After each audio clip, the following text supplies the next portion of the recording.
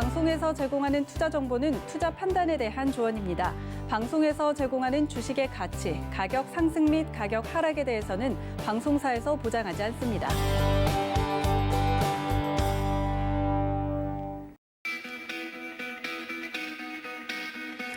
안녕하세요. 고수익 작전 타임 김성입니다. 남들은 다 잘 가는데 우리 시장만 안 가는 그런 상황이 연일 이어지고 있습니다. 어제도 아시아 시장 전반적으로 모두 양호했고 특히 중국 증시는 2%대 상승으로 마감했는데 우리 시장은 전강 후 약의 모습으로 점점 힘이 빠지면서 약세로 마감했습니다. 오늘은 옵션 만기일인데다가 또 연휴까지 앞두고 있는 만큼 좀 더 신중하게 시장 접근하셔야 될 것 같습니다. 여러분의 수익을 위한 작전 타임 지금 바로 시작합니다. 오늘의 투자 작전 화면으로 먼저 확인하시죠. 네, 오늘의 투자 작전입니다. 오늘 신승용의 작전 키워드는요. 인플레이션, 좋은 놈, 나쁜 놈, 무서운 놈입니다. 인플레이션에 따른 작전 세워봅니다. 이어서 허반석의 작전 리포트 시간에는요. 클라우드 기반 안정적 성장 지속이라는 제목의 더존 비존 종목 리포트 들여다보도록 하겠습니다. 네, 마지막으로 하치기의 고수익 낚아채기 시간입니다. 성장기로 들어선 혁신 신약 개발 바이오 기업 이 종목 잠시 후에 공개할게요.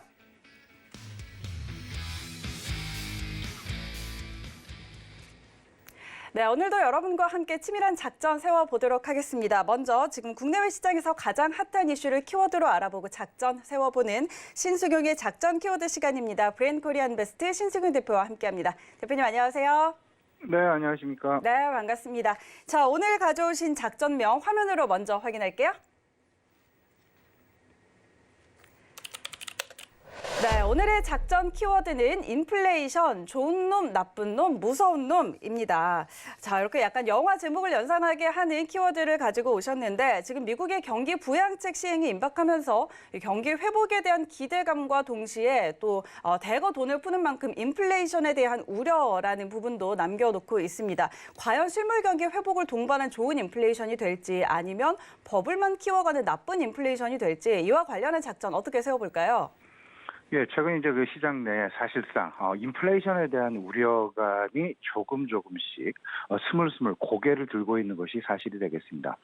실질적으로 인플레이션과 관련된 신호, 최근에 좀 다양한 채널을 통해서 다양한 경로를 통해서 진행 중인 것으로 이렇게 좀 파악이 되고 있는데요. 일단 가장 먼저 우리에게 다가왔었던 그리고 조금은 좀 우리를 힘들게 했었던 한 2, 3주 전이었죠.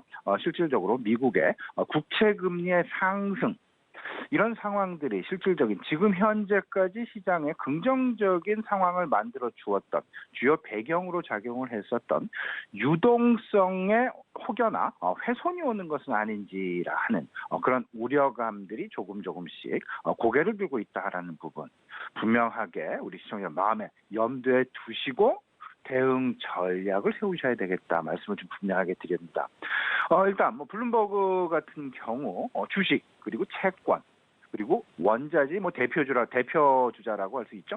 원유 가격의 상승세가 나타나게 되면서 이는 곧 인플레이션이 임박하고 있다라는 부분에 대한 신호로 받아들여야 된다라는 이야기. 방금 말씀드렸다시피 30년물 미국 그 국채 금리가 2%를 왔다 갔다 하는 그런 모습. 그리고 유럽에서는 기대 인플레이션율이 지난 2019년 이후 사상 최고치를 돌파하는 그런 모습. 국제 유가 브렌트율을 기준으로 해서 60달러를 넘어서는 그런 모습들. 최근 우리 그 자동차 휘발유 가격이 평균 가격이 1,500원에 육박하는 그런 상황들이 만들어지면서 사실상 물가에도 비상이 걸려 있는 그런 상황이다라는 점 우리 시청자 여러분 꼭 좀 염두에 두시면서 이는 곧 시장의 유동성에 대한 어떤 그 안정적인 부분에서 우려감적인 부분으로 조금씩 바뀌어갈 수 있다라는 부분 꼭 생각을 해두셔야 되겠습니다. 지금 현재 진행 중에 있다라고 이야기가 되고 있는 인플레이션 그 핵심 배경은 결국은 경기 부양책, 대규모 경기 부양책이라는 부분 한 가지와 백신 접종이 실질적으로 시작이 되면서 다소간의 경기 회복에 대한 기대감이 계속해서 작용을 하고 있다라는 점. 인플레이션 결국은 수요가 증가를 하면서 전체적인 가격의 상승과 맞물리게 되는 그런 부분이다라고 이해를 하셔야 되고요. 이 부분은 주요국들의 재정 확대 그리고 초저금리 기조의 상당 기간 지속, 여기에 백신 접종과 분명한 것, 경기는 저점을 통과한 것이 확실하다. 이제 개선될 일만이 남았다라는 소위 말하는 기대감이 계속해서 작용을 하는 것이다라는 점. 근데 우리가 좀 고민을 하고 있는 부분이 있습니다. 분명히 인플레이션, 경기가 확장될 것이다라는 기대감 속에서 나타나는 것이 인플레이션이 되겠습니다. 근데 인플레이션 분명한 것, 실질적으로 우리 금융시장 그리고 우리 전반적으로 좋게 생각을 하는 좋은 인플레이션이 있는 반면에 나쁜 인플레이션, 극복해야만 할 인플레이션도 분명히 존재를 한다. 근데 지금 현재의 상황은 과연 어떤 상황에 인플레이션이 나타나고 있는 것일까? 진행되고 있는 것일까? 이에 대해서 우리가 곰곰이 분명히 생각을 해봐야 될 것입니다. 여기서 좋은 인플레이션과 나쁜 인플레이션의 가장 중요한 기준점은 바로 수요가 동반이 되느냐, 수요 회복이 동반이 되느냐, 수요의 회복이 없이 가격의 상승만, 유동성에 의해서 가격의 상승만 이어지는 그런 인플레이션이냐라는 부분이 되겠습니다. 방금 말씀드렸다시피 좋은 인플레이션, 다시 한번 정리해보면 경기 회복이 동반한다. 그리고 그 경기 회복의 동반에는 당연히 수요 회복이 밑받침이 되어야 됩니다. 수요 회복의 밑받침 속에서 가격 상승이 자연스럽게 이루어지는. 그래서 각국, 주요국, 우리나라도 마찬가지고요. 미국도 마찬가지, 유로존도 마찬가지가 되겠습니다. 가장 안정적인, 원하고 있는 인플레이션율 2% 내외의 안정적인 인플레이션, 디플레이션이 가면 절대 안 됩니다. 인플레이션을 원하고 있다라는 점. 나쁜 인플레이션, 물론 디플레이션보다는 긍정적인 상황이 되겠습니다. 하지만 좋은 인플레이션 비해서는 말씀을 드려본다면 경기 회복이 동반되지 않은, 말씀 그대로 수요의 회복이 없는 가격의 상승만 나타나는 이 부분을 나쁜 인플레이션이다라고 명명을 할 수 있을 것 같은데, 이 부분은 결국은 금융시장 유동성에 의한 상승이 되어져 있는 지금 현재의 금융시장이 실물 경기의 회복, 수요의 회복이 없다라면 버블 장세에 봉착할 수밖에 없는 그런 상황으로 연결이 될 것이다라는 부분 분명하게 생각을 해두셔야 됩니다. FOMC는 분명하게 그들의 중간 정책 목표 두 가지를 설정해 놓고 있습니다. 바로 물가 안정이 그 첫 번째고요. 두 번째는 고용의 안정 부분이 되겠습니다. 물가 안정은 긍정적인, 안정적인 목표 인플레이션율 2%가 되겠습니다. 그런 부분들을 좀 종합적으로 생각을 해본다면 우리가 최근 계속해서 이야기를 하고 있는 리플레이션 부분이다라고 말씀을 드릴 수 있는데, 리플레이션은 결국은 디플레이션이 아닌 그런 상황에서 인플레이션을 느끼지 못할 정도의 실물 회복이 동반이 되어 있는 그런 인플레이션을 리플레이션이다라고 이야기를 하고 있습니다. 그 리플레이션, 이 부분이 계속 진행되고 있는지 아닌지 이 부분을 계속 확인을 해 나가셔야 될 텐데요. 이러다 보니까 다소간 조금 시장은 계속해서 혼조 상태에 빠질 수밖에 없는 그런 상황이다. 영원한 불마켓은 절대 존재하지 않는다라는 점. 불마켓이 진행되곤 있지만 그 속에서 잠재적인 악재 출현 여부에 대해서 항상 대비하고 그 대응 방안을 마련해 놓고 실질적인 시장의 투자 전략을 수립해 나가야 될 텐데, 지금 상황에서 가장 중요한 것, 인플레이션이 나타난다라는 이야기는 경기 사이클이 상승 기조에 들어갔다라는 부분을 이야기를 합니다. 근데 우리가 원하고 있는 좋은 인플레이션은 결국은 수요 회복이 동반이 되느냐 안 되느냐인데요. 이 부분을 좀 세부적으로 나눠보겠습니다. 크게 슈퍼사이클의 진입이 가능성이 높은 업종군들, 그리고 실질적으로 상승 사이클로의 진입을 지금 하고 있는 업종군, 그리고 사이클상에서 저점을 지금 통과하느냐 안 하느냐 못하느냐, 이 부분을 놓고 고민을 하고 있는 업종. 마지막 이런 것과 상관없이 고성장, 성장기로의 진입, 확장이 되고 있는 혁신업종은 무엇인가라는 부분. 이를 놓고 포트폴리오를 다변화시키는 그런 전략이 필요할 것 같은데요.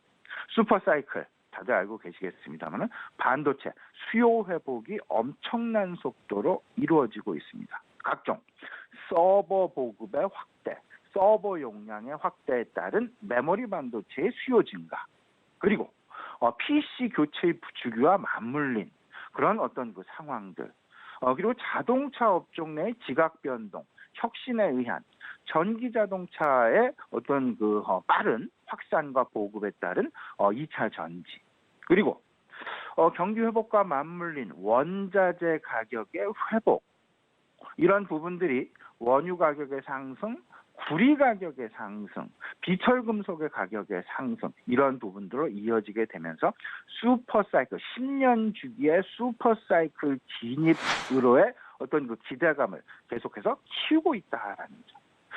상승 사이클로의 진행이 되고 있는 부분은 미국 바이든 정부의 출현과 맞물린, 그리고 세계 경제의 어떤 그 한쪽 세계 경제의 뭐 같은 구심점이 될 것 같습니다.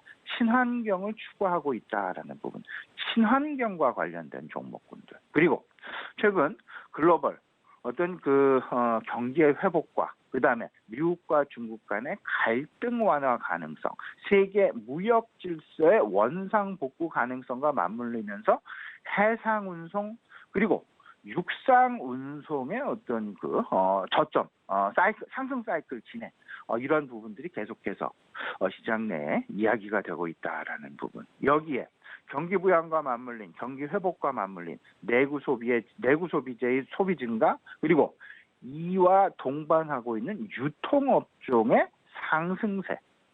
또 한 가지 있습니다. 사이클이 저점을 통과하고 있다. 항공업종, 아직은 물론 아닙니다. 하지만 저점 확인을 계속해서 해나가고 있는 업종, 항공업종, 여행업종, 카지노업종, 면세점 업종입니다. 성장기 진입이 되고 있는 혁신, 4차 산업과 관련된 부분들, 자율주행, 그리고 비대면과 관련된 전자결제 마찬가지가 되겠습니다. 5G 통신은 두말할 나위도 없고요. 이렇게 된다라면 경기 사이클 관점에서 사이클별로 각각 어떤 그 모멘텀의 부각 여부가 다소간 시차를 두고 나타날 가능성이 있다. 그렇다면 지금 현재 밸류에이션에 대한 부담도 있는 상황, 더 나아가서는 유동성에 대한, 인플레이션에 대한 우려감이 조금 고개를 들고 있는 상황들 속에서 종목 차별화가 분명히 나타날 수밖에 없는데, 산업별 차별화가 나타날 수밖에 없는데, 이런 부분들은 인플레이션에 대한 우려감, 밸류에이션에 대한 우려감, 주가 단기 급등에 따른 우려감을 불식시킬 수 있는, 극복할 수 있는 유일한 돌파구가 되지 않을까. 각 어떤 그 업종별, 사이클별 어떤 그 모멘텀 입장에서 우리 시청자 여러분들 시장 대응 전략을 구사해 보신다라면, 생각을 해 보신다라면 좋은 결과 분명히 만들어내실 수 있지 않을까 생각이 됩니다. 네, 자 이렇게 인플레이션에 대해서 한번 짚어봤는데 과연 경기 회복을 동반한 인플레이션이 지속될 것인지 이런 부분들 살펴봐야 될 것 같고 관련해서 관심 있게 볼 업종들 같이 짚어드렸습니다. 그렇다면 오늘 시장 대응 작전 어떻게 세워볼까요? 예, 오늘 뭐 앞서서 말씀드렸던 인플레이션, 실질적으로 미국 시장, 미국 시장도 물론이고요, 우리 시장도 물론이고, 시장 내 일단 긍정적인 재료도 상당 부분 많이 있습니다. 미국 경기 부양책 통과 임박하고 있다. 그리고 급격한 코로나 악화 상황은 제한적으로 오히려 좀 더 진정 양상에 들어갔다라는 그런 기대감 계속해서 확인이 되고 있는 그런 상황이고요. 앞서서 말씀을 드렸던 다양한 산업군, 여러 가지 산업군들의 성장 궤도로에 본격 진입되고 있는 것이 계속해서 속속 확인이 되고 있는 그런 부분들. 여기에 이제는 저점을 통과했다라는 확신을 주고 있는 그런 산업군들이 많이 출현을 하고 있다라는 점. 지난밤 미국 증시 다소간 약보합권의 혼조 마감을 보이긴 했습니다만은 실질적으로 시장 내 작용을 했었던 시장 영향 요소들 살펴보게 된다라면 여전히 특별한 모멘텀은 제한적이었지만 긍정적인 투자 심리는 계속되고 있다라는 부분을 분명히 확인할 수 있는 점이었다라는 점. 실질적으로 가장 크게 작용하는 것은 뭐니 해도 미국의 경기 부양책 통과, 이제 실시에 대한 기대감이 되겠습니다. 1인당 $1,400를 지급을 하겠다라는 부분. 그리고 그 실업급여를 추가적으로 연장을 해서 지급을 하겠다라는 부분. 이런 부분들 계속해서 우리가 좀 살펴봐야 될 것 같고요. 골드만삭스는 어제 이런 얘기를 했죠. 최소한 지금 이제 1.9조 달러냐 아니면 1.1조 달러냐 아니면 공화당이 계속해서 제시를 하고 있는 고집을 피고 있는 0.6조 달러, 6,200억 달러냐 이를 놓고 시장에서 말은 많지만 골드만삭스는 한 1.5조 달러 정도는 최소한 부양책으로 결정이 될 가능성이 높다. 그렇다면 이는 분명히 대규모 경기 부양책에 속하게 될 것이고 이에 따라서 영향을 가장 많이 받을 만한 업종군들, 항공업종과 은행업종과 에너지업종이 될 가능성이 높겠다. 두 번째는 기업들의 호실적이 계속 진행이 되고 있습니다. 지난밤 트위터에 사실상 가장 시장은 주목을 많이 했는데요. 트위터. 분기 연속 10억 달러 이상의 매출을 만들어내면서 계속 그 상승, 긍정적인 어떤 그 실적을 만들어내고 있고 이런 부분들은 주가에 고스란히 반영이 되고 있는 그런 상황들 이렇게 이해를 하시면 될 것 같고요. 또 무엇보다 주목하고 있는 부분은 코로나 확산세가 지속이 되느냐 아니면 조금 좀 멈추느냐. 근데 지금 현재까지는 일단은 이번 주 들어서 조금 좀 주춤거리는 그런 모습들이 나타나고 있는 부분들, 이런 부분들이 시장 내 계속해서 안도감을 주고 있다라고 보셔야 될 것 같고, 마지막으로 이제 정치적인 이슈이긴 합니다만 시장 내 그렇게 큰 영향을 미치지는 않을 것으로 생각이 됩니다. 왜냐하면 이제 지난밤 트럼프 탄핵과 관련된 부분, 상원에서 바로 이제 심리에 들어간다라는 그런 본격화된다라는 부분들 이런 한 4가지 정도 시장 내 영향 요소로 출현이 되지 않았나라는 생각입니다. 근데 크게 우리는 이런 생각을 하셔야 됩니다. 미국 시장의 움직임, 우리 시장의 움직임 크게 다르지 않다. 동조화가 진행이 되고 있다. 그 동조화의 가장 중요한 것. 긍정적인 투자 심리도 동조화가 되지만 부정적인 투자 심리도 동조화가 될 것이다. 근데 그 같은 맥락을 이루고 있는 부분이 바로 유동성 부분이다라고 보셔야 될 것 같습니다. 그 유동성에 의해서 외국인들의 수급이 움직이게 될 것이고 외국인들의 수급은 연기금을 포함한 기관의 수급에 영향을 미칠 수밖에 없는 그런 상황일 것이다라는 점. 근데 여기서 고민을 그들의 어떤 그 유동성에 항상 의문을 던지고 있는 부분은 바로 인플레이션에 대한 우려감 부분이 되겠습니다. 경기 부양책, 우리나라도 마찬가지고요. 미국도 마찬가지고 유럽도 마찬가지. 경기 부양책의 근간은 바로 돈을 풀어서 한다라는 부분이 되겠습니다. 돈을 푼다라는 것, 결국은 시중에 돈이 계속 흘러나온다라는 이야기고 이 이야기는 유동성의 확대를 의미를 하며 유동성의 확대는 곧 인플레이션을 야기시킬 수밖에 없는. 근데 그 인플레이션이 야기가 된다라면 여기서 조건이 있습니다. 수요가 동반되는 인플레이션이냐 아니면 수요가 동반되지 않는 인플레이션이냐. 수요가 동반되는 인플레이션이어야만 시장의 상승은 계속 진행될 수밖에 없다. 그렇다면 잠재적인 악재의 출현. 이 부분의 가장 근간은 인플레이션에 대한 우려감이 될 것 같습니다. 두 번째는 지금 당장은 좀 주춤거리는 그런 상황이 될 수는 있겠지만 변이 코로나 바이러스, 변종 코로나 바이러스에 대한 불안감은 여전히 있다라는 점. 인플레이션, 이에 대한 어떤 그 근거, 그리고 시장 내 다소간 혼조를 가져가고 있는 그런 부분들, 이런 부분들, 실질적으로 뭐 배당과 국채 수익률 간의 차이를 통해서도 우리가 지금 나타나고 있다라고 봐야 될 것 같고, 이를 극복할 수 있는 가장 중요한 부분, 이를 극복을 결국은 종목 차별화, 산업별 차별화밖에 없을 텐데, 시장 밸류에이션의 부담 분명히 있습니다. 시장이 자꾸 상승의 어떤 그 마진 폭이, 상승률 자체가 자꾸 점차 둔화되어져 가는 그런 모습들, 그 배경은 결국은 밸류에이션에 대한 부담이다라는 점. 밸류에이션에 대한 부담을 완화시킬 수 있는, 극복할 수 있는 유일한 길은 실적 개선일 수밖에 없다라는 점. 그 실적 개선. 그러면 대규모 경기 부양책이다라는 부분을 통해서 유동성에 대한 우려감은 조금 좀 줄어듭니다. 하지만 너무나 심하게 유동성이 확장이 된다라면 통화 당국은 이를 조절하기 위해서 금리를 만지작거릴 수밖에 없게 될 것이고, 금리를 만지작거리게 된다라면 시장 다소간 지금 변동성이 크게 나타날 수밖에 없지 않겠냐. 그렇기 때문에 항상 인플레이션과 관련된 부분은 예의주시하셔야 된다라는 점 꼭 좀 말씀을 좀 드려보고요. 주가의 단기 급등이 이제 문제가 될 텐데, 이 부분 계속되는 실적의 확장.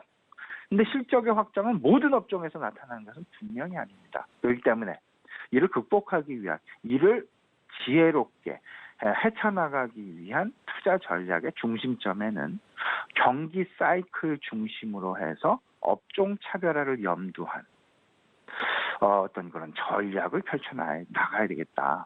앞서서 말씀드린 부분에 이어서 다시 말씀을 좀 드리지만, 슈퍼사이클 진입을 예고하고 있는 업종군들, 그리고 상승 사이클로의 진입을 예고하고 있는 업종군, 그리고 사이클이 지금 현재 저점을 통과하고 있는 그런 업종군, 그리고 고성장 산업인데 고성장 산업군으로 본격적인 성장 어떤 기에 진입이 되고 있는 그런 업종군은 무엇일까? 분명하게 나누어서 순서대로 전반적으로 좀 비중별로 나의 포트폴리오를 구성해 나가는 그런 투자 전략이 필요해 보이지 않나 말씀을 좀 드려보는데요. 반도체와 배터리, 이를 놓고 100%의 포트폴리오, 이는 조금 좀 저는 조금 좀 안 좋은 투자 전략이다, 긍정적인 투자 전략은 아니다라고 생각을 하고 있고요. 상승 사이클, 조금 좀 중장기적인 차원에서 상승 사이클로의 진입하고 있는 그런 업종군들에 오히려 좀 관심을 가져보자라는 말씀을 좀 드려봅니다. 친환경 당연히 관심 가지셔야 되고요. 해상 운송, 그러니까 해운 업종에 대한 관심, 그리고 유통업종에 대한 관심 분명히 가져야 되겠다. 그리고 또 하나, 서서히 이제 준비를 하셔야 되는 그런 업종군 분명히 있습니다. 바로 항공업종. 우리나라의 항공업종은 조금 좀 얘기가 다른데요.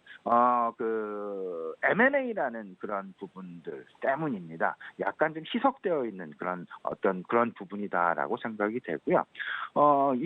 대표적으로 좀 나눠서 생각을 해본다면 미국 내에 있는 항공업종, 델타 항공도 있고 유나이티드 에어도 있고, 우리나라의 대한항공이나 아시아나항공의 가장 중요한 이슈인 M&A 이슈하고는 조금 좀 다른 이슈입니다. 항공업종이 본격적으로 살아나게 될 것이냐, 못 살아나게 될 것이냐. 이를 놓고 지금 갑론을박이 치열하게 나타나고 있는 그런 상황. 그렇다면 그와 연관되어져 있는 여행업종과 카지노업종, 면세점업종. 우리나라에서는 그런 부분에 대한 이제 서서히 지금 준비를 해야 될 그런 시점이 다가오고 있는 것은 아닌지 분명히 좀 생각해 보실 필요가 있어 보이고요. 고성장군으로 본격 진입이 되고 있는, 본궤도로의 진입 지금 예고하고 있는 업종군들 분명히 있습니다. 자율주행 업종이 그 대표적인 업종이다라고 생각이 되고요. 그다음에 이제 비대면 결제, 온라인 결제, 전자결제와 관련된 부분들. 생각해 두셔야 될 것 같습니다. 5G는 당연히 그렇다면 이와 관련된 부품, 장비 여기까지도 우리가 생각을 해야 될 것이다. 전체적으로 다시 한번 정리를 해드립니다. 지금 그 경기 부양책에 대한 기대감은 있지만 그 경기 부양책이 결국은 돈을 풀어서 하는 부양책이기 때문에 인플레이션에 대한 우려감은 결국은 잠재적인 악재로서 시장 내 항상 돌출될 그럴 가능성이 있다라는 점. 그렇기 때문에 이를 극복하기 위한 대응 책을 좀 준비를 해야 되는데 그런 부분들은 결국은 수요가 살아나고 있는 그런 업종군, 수요 회복에 따른 사이클 회복이 되고 있는 그런 업종군들의 관심을 가져야 될 것이다. 그런 부분들 앞서서 말씀드린 4가지 관점에서 생각을 해주시면 좋은 투자 결과 만드실 수 있지 않을까 생각이 됩니다. 네, 자 이렇게 오늘도 함께 오늘 시장 투자 작전까지 세워봤습니다. 지금 산업별 차별화 그리고 종목별 차별화를 염두에 둔 투자 전략 필요하다라는 이야기 해주셨는데요. 자 오늘 이야기 여기까지 들어볼게요. 지금까지 브레인코리아 인베스트 신승용 대표와 함께했습니다. 대표님 고맙습니다.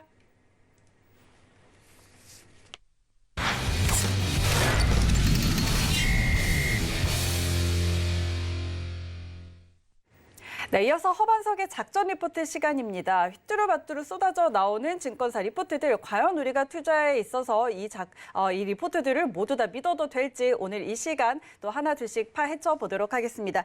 이 시간은 IR 분석이신 샘플러스 허반석 전문위원과 함께합니다. 위원님 안녕하세요. 안녕하세요. 네, 반갑습니다. 자, 이렇게 또 수요일마다 반갑게 저희가 스튜디오에서 만나 뵙게 되는데요. 자, 오늘 가져오신 종목 리포트부터 먼저 확인할게요. 네, 오늘의 종목 리포트 더존 비즈온입니다. 클라우드 기반 실적의 안정적 성장 지속이라는 매수 리포트 가지고 오셨는데 자, 이 리포트는 과연 또 이 종목은 허반석 전문위원의 모멘텀 체크리스트에 부합하는지 하나둘씩 살펴보면서 리포트 같이 분석해 보도록 하죠. 네, 수요일은 제가 스튜디오에 나와서 리포트를 읽어드리고 그 읽어드린 리포트를 장기적으로 포트에 담았을 때에 얼마만큼의 수익률이 나는지까지 보기 위해서 직접 스튜디오에 나오고 있습니다. 오늘 가져온 리포트의 제목은 클라우드 기반 실적의 안전적 성장 지속하는 기업 더존 비즈온입니다. 유진투자증권에서 1월 27일 발간된 리포트고요.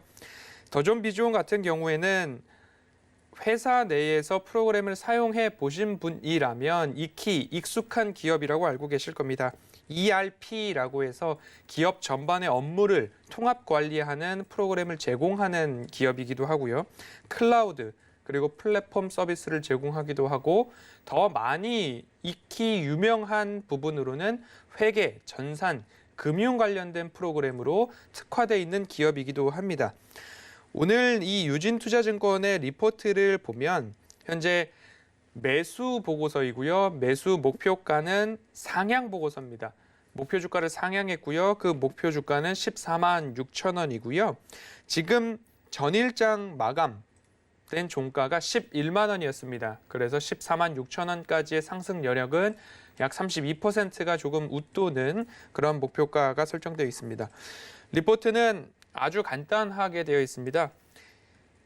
20년도 4분기 리뷰를 하고요. 그리고 올해 이제 21년도 1분기 프리뷰를 하고요. 목표 주가를 선정한 이유에 대해서 이야기를 해주고 있고요. 그 다음 페이지에는 숫자상으로 각각 산출된 데이터들을 설명해주고 있습니다.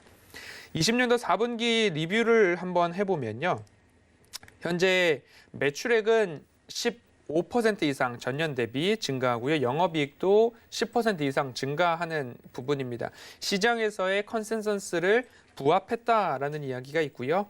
그리고 4분기 잠정 실적을 보면 매출액 891억 원, 영업이익 267억 원을 달성하면서 지속적인 성장을 이루어가고 있는 기업이다라고 보여주는데 여기서 조금 주목해 볼 포인트가 하나 있습니다.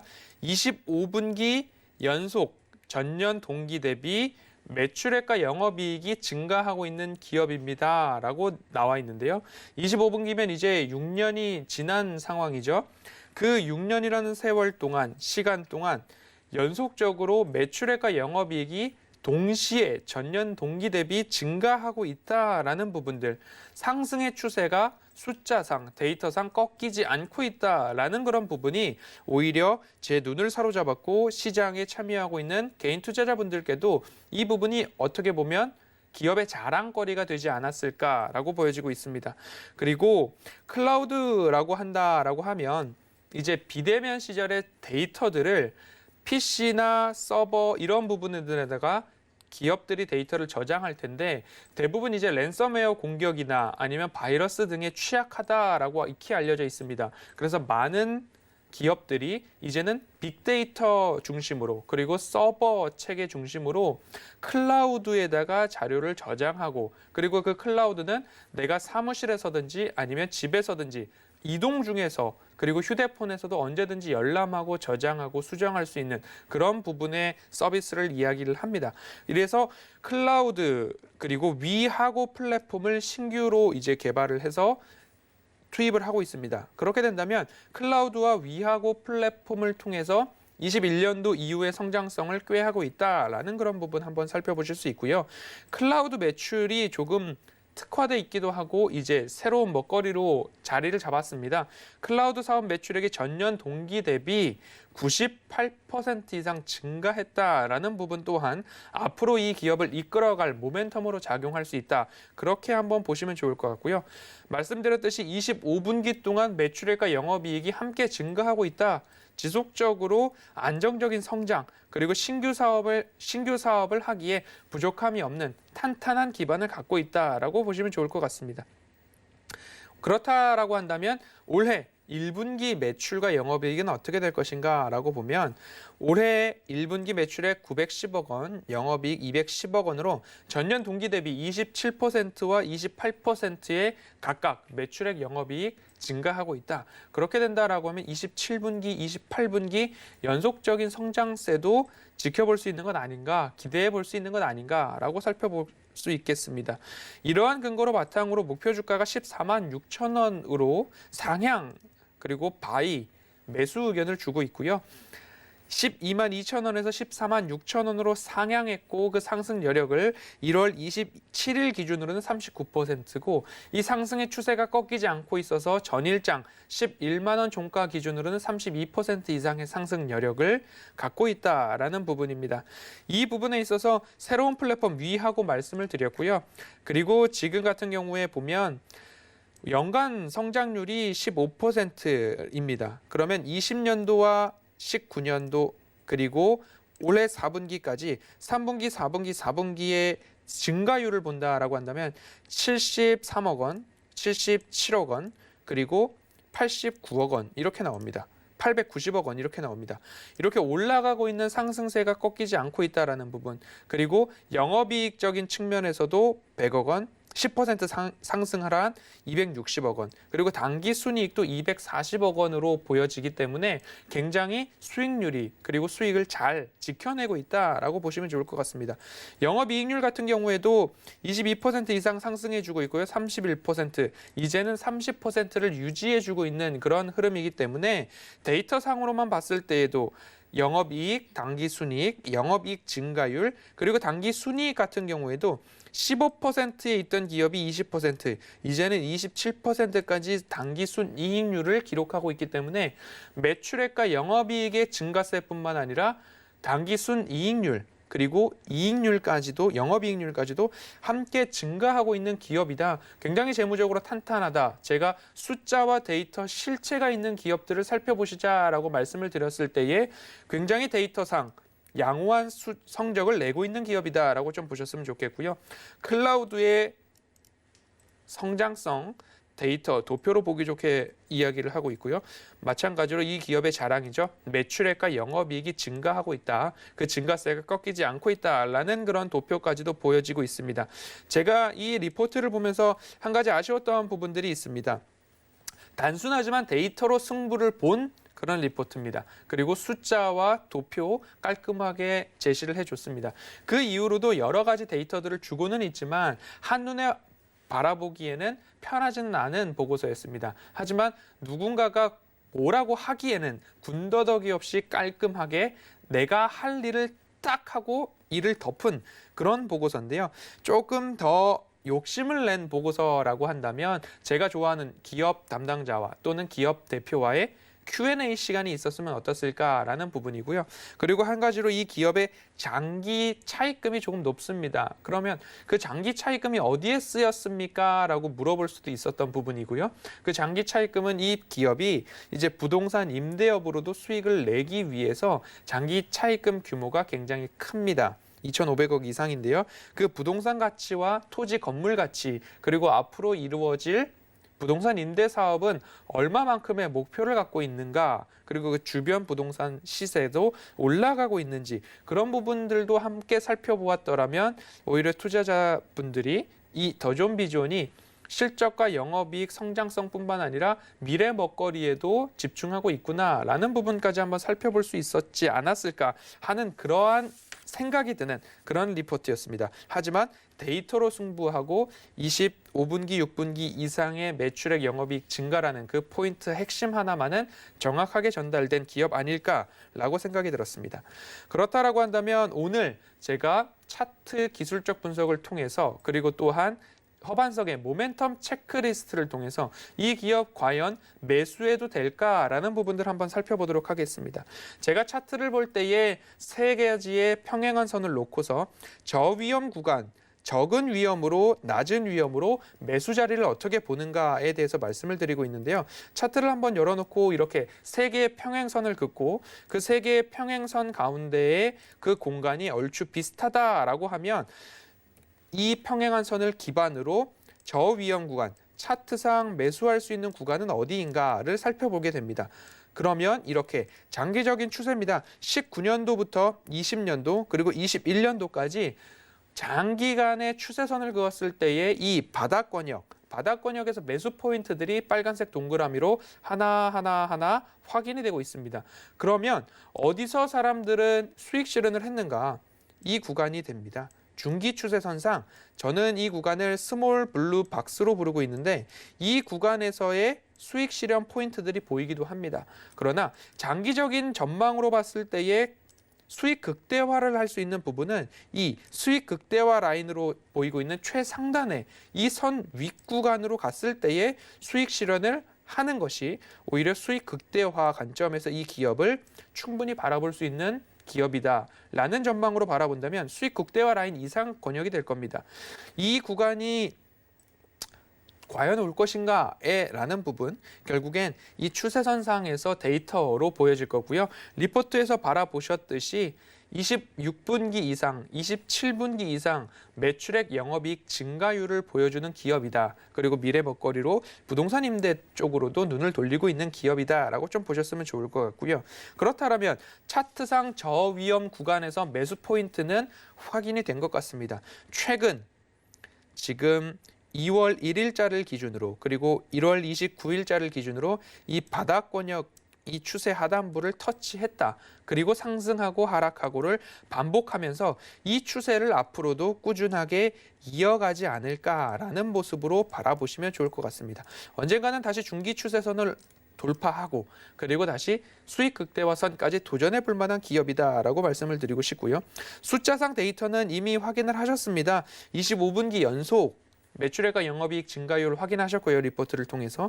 그리고 제가 말씀드리고 싶은 부분은 숫자로 확인할 수 있는 부분, 매출액과 영업이익뿐만 아니라 수급적인 부분을 본다 하면 연기금이 10조 원 이상 그리고 연일 매도를 하고 있는 우리나라 시장입니다. 그리고 앞으로 그 매도세가 이어질 수 있다. 앞으로 30조 이상 더 팔 수 있다라는 시장의 이야기들 뉴스로 출고되고 있는데요. 그 매도를 지속하고 있는 연기금이 매수하고 있는 종목은 무엇인가? 더존비존 같은 경우에는 지금 연기금뿐만 아니라 기관에서 8거래일 연속적으로 매수세가 들어오고 있는 부분들 한번 유의미하게 보실 수 있을 것 같고요. 마지막으로 이 기업의 상승 추세를 꺾지 않고 지켜갈 수 있는 모멘텀은 무엇인가? 제가 앞서 부동산 임대사업 말씀을 드렸고요. K-비대면 그리고 K-뉴딜 이야기 들으셨을 겁니다.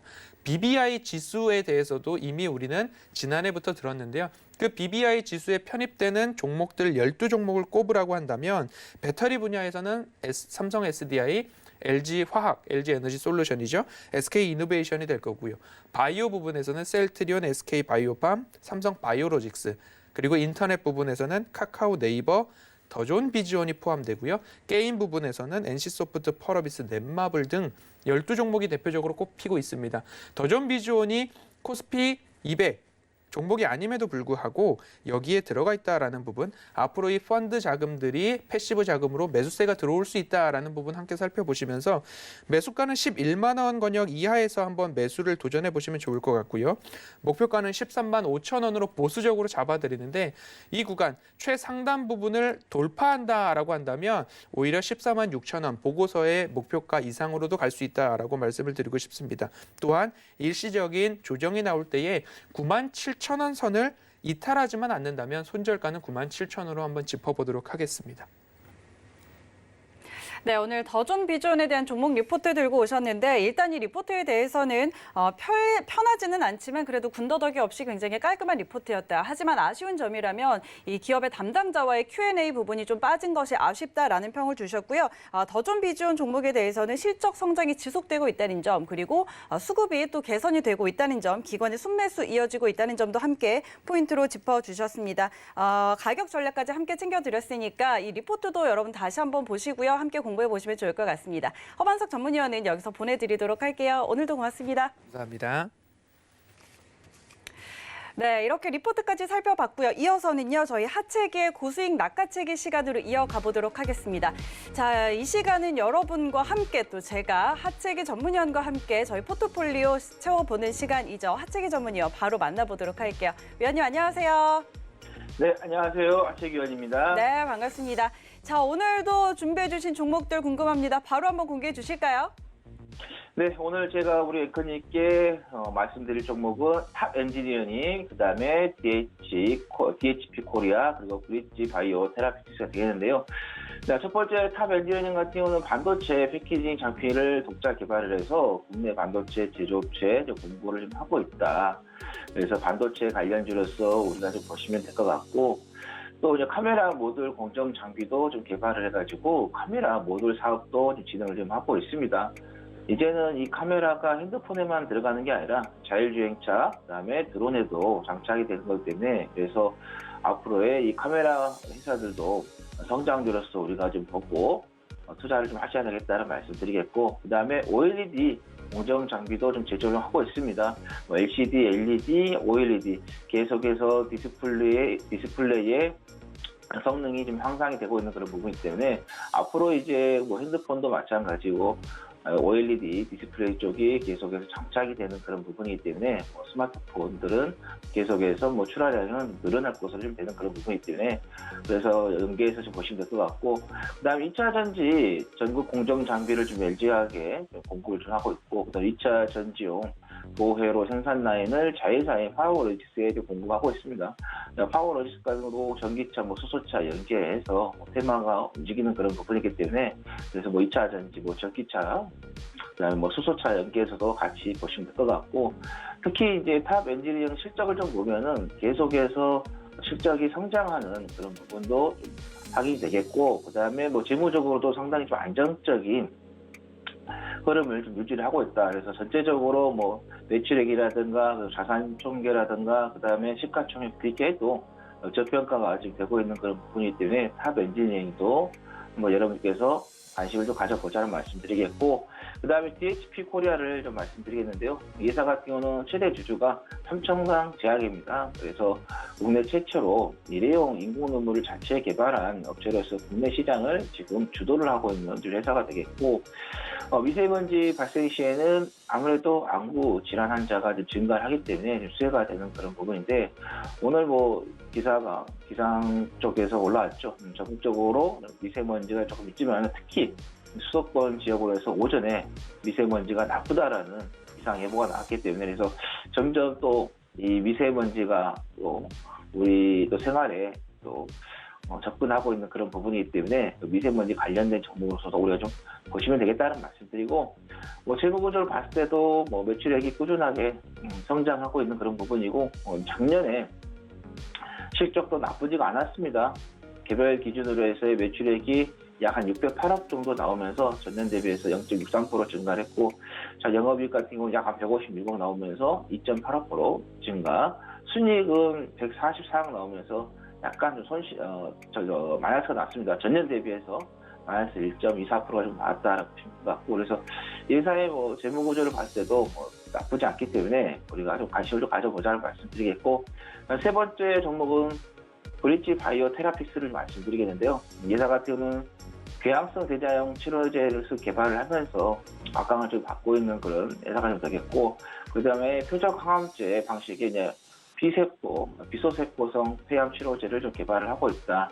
그래서 상장한 지는 얼마 안 됐습니다. 근데 이게 회사가 상장을 하는 데 있어서 조건이 기술 성장주로서의 좀 성장을 했기 때문에, 그래서 국가에서 이 회사 같은 경우는 특별하게 좀 기술력을 좀 가지고 있다라는 게 정부 쪽에서, 거래소 쪽에서 좀 인정을 해주는 그런 회사이기 때문에, 그리고 보통 이제 기술 성장주들의 그 재무 구조를 보면은 그렇게 좋지가 않습니다. 근데 이 회사 같은 경우는 상장하면서부터 지금 재무 구조도 나쁘지 않게, 또 자산도 지금 상당히 안정적으로 좀 운영이 되고 있는 그런 부분이기 때문에, 그런 관점에서 우리가 좀 브릿지 바이오 테라픽스도 관심을 좀 가져보자라는 말씀 드리겠습니다. 네, 오늘 하채기 전문위원이 들고 나오신 이 떡밥 종목 세 가지, 탑 엔지니어링, 그리고 DHP 코리아, 브릿지 바이오 테라피틱스 이렇게 세 종목이었는데, 저는 이 중에서 일단 성장 쪽에 오늘은 한번 무게를 둬보고 싶습니다. 그래서 기술 성장주이지만 그래도 재무 구조는 비교적 나쁘지 않은 이 종목 브릿지 바이오 테라피틱스 한번 개장 후에 매수를 한번 해보고 싶은데, 이 종목 제가 어디서 좀 매수해보면 좋을까요? 네, 아까 제가 말씀드린 것처럼 재무구조를 살짝 한번 이제 보시면은, 자, 2018년도까지 영업이익이랑 당기순이익이 적자였어요. 근데 2019년도도 보시면 아시겠지만 흑자로 전환하는 부분, 그다음에 유보율 같은 경우도 2,300%, 그다음에 부채비율 6%가 되면서 빚이 없이 운영을 하면서 기술 성장주가 이렇게 실적이 나오는 것은 극히 드뭅니다. 그래서 일단은 실적이 받쳐주면서도 재무구조 안정적인 그런 부분이기 때문에 우리가 다른 기술 성장주보다 조금 더 관심 있게 좀 보자는 말씀드리겠고, 일단은 지금 주가의 좀 흐름을 좀 보시면은, 자, 보시면 바닥에서 지금 계속해서 움직이고 있다. 그래서 크게 어떤 시세가 좀 나오고 있는 그런 부분은 아니지만은, 보시면은 전체적으로 흐름을 보면은 저점을 높여가고 있는 그런 흐름을 우리가 좀 볼 수 있다. 자, 3월 달에 우리가 모든 종목들이 다 급락이 나왔기 때문에 여기서 보고, 이 저점, 점점 이 시장이 빠질 때, 시장이 조정이 나올 때 저점을 좀 만드는 흐름을 계속해서 보이고 있다는데, 그 저점이 계속 높여가고 있는 그런 부분이기 때문에 그런 관점에서 우리가 좀 보시면 좀 되겠다라는 말씀 드리겠고, 일단은 어제 또 양봉이 좀 나왔습니다. 그래서 살짝 꼬리를 좀 달렸는데, 여기서 조금 더 매수가를 낮춰서 좀 받겠습니다. 그래서 14,700원에 매수가를 잡으시면 될 것 같고요. 자, 목표가는 지난번에 9월달에 만들어졌던 이 고점이죠. 앞에 고점. 이 부분까지 해서 19,000원으로 일단은 목표가를 잡아보면 될 것 같고, 손절 라인은 13,900원 잡고 대응을 해보시라는 말씀 드리겠습니다. 네, 오늘 브릿지 바이오 테라피틱스 일단 재무 구조가 안정적인 기술 성장주라는 부분 포인트로 짚어드렸고요. 또 기술적으로 봤을 때도 큰 폭의 상승은 아니지만 그래도 저점을 조금씩 높여가고 있다는 점에서는 지속적인 상승이 가능해 보인다, 이런 부분 짚어주셨습니다. 자, 오늘 장 개장 후에 제가 제 포트폴리오에 잘 한번 담아보도록 하겠습니다. 하채기 전문위원과는 잠시 후에 다시 만나도록 할게요. 위원님 고맙습니다. 네, 잠시 후에 뵙겠습니다. 네, 오늘도 이렇게 리포트에 이어서 종목까지 한번 알아봤습니다. 이 포트폴리오는 추후에 제가 한꺼번에 모아서 공개를 해드리도록 할 거고요. 자, 이렇게 작전을 세워봤으니까 저희는 실전 매매로 들어가 봐야겠죠. 잠시 후에 매매 시그널로 돌아올게요. 고맙습니다.